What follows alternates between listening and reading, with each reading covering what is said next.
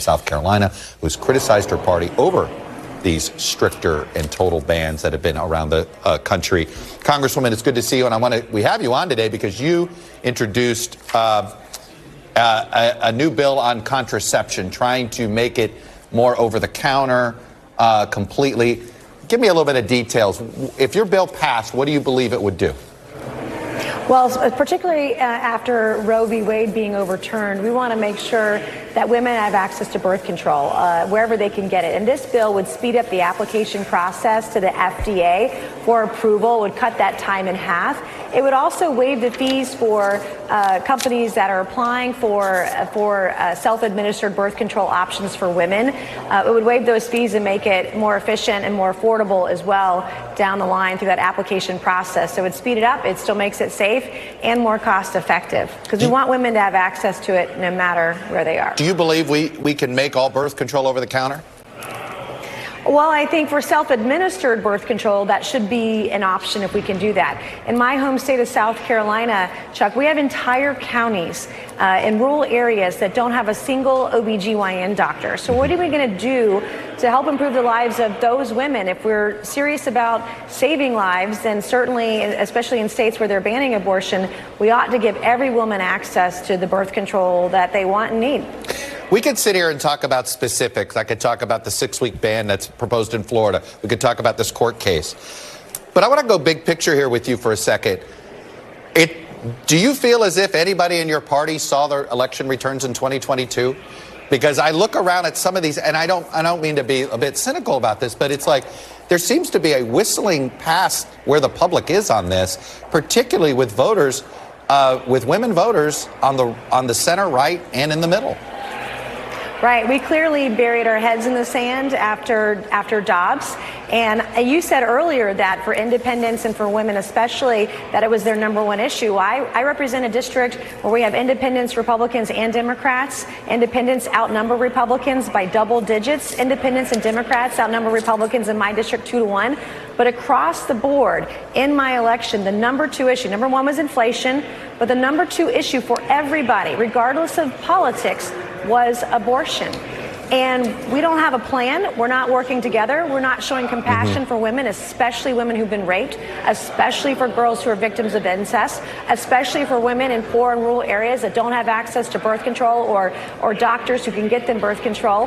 What are we doing? What's the plan? And so I decided, Chuck, that just about every week that we're in session for at least the first part of this year, I'm filing a bill addressing these issues. And this week, it was this contraception bill to speed up the process for self-administered birth control.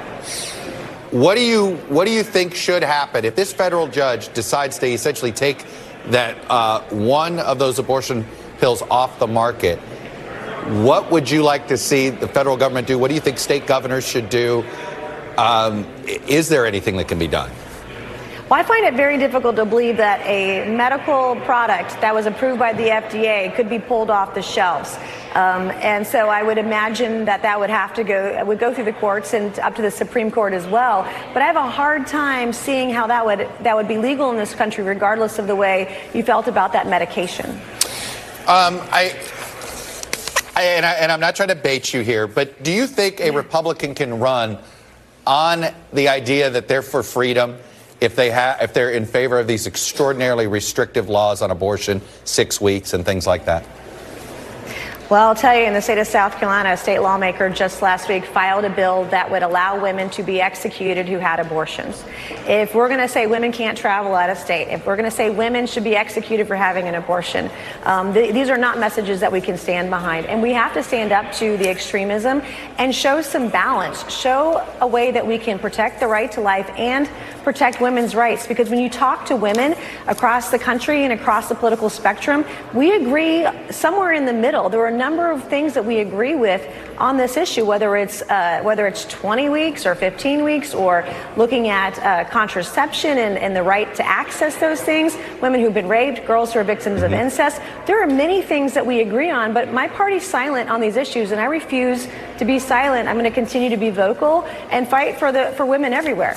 Hey, before I let you go, considering what's happened with January 6th again and it's dividing your party again, you think it was the right call for Kevin McCarthy to unilaterally give the January 6th footage to a lone host? I don't know what to call them. I said so on February 22nd. I disagreed with that decision. I believe if we're going to release that footage, release it to every media outlet and release it to every defense attorney who said they didn't have access to it, and to the public at large, so they can make a decision after seeing that footage on their own. Right, but doing it this way sort of probably was the worst of all outcomes?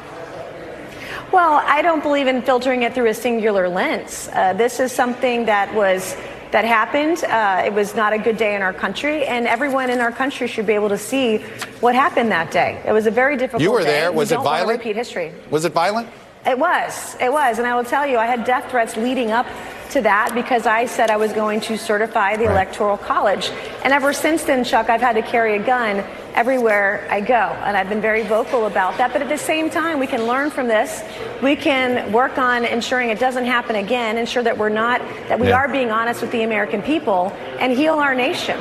We've got to heal. Let me ask you a quick question on presidential politics. If you decide to endorse, will their position on abortion matter to you before you make that decision?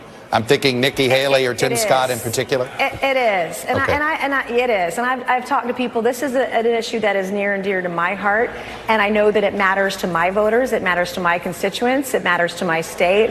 And if we want to be serious about winning the White House in 24, then we've got to be serious when we're talking about this issue. Do you think you're the candidate? Do you think Nikki Haley has the right position on this yet? We've had some very encouraging conversations about the issue. I've talked to her about it. It's one of the first subjects I brought up when I heard she's going to be running for Congress, and I was impressed with her responses, and I hope that there are others who will feel the same way. Congresswoman Nancy Mace, Republican from Charleston area in South Carolina. Appreciate you coming on, sharing your perspective with us.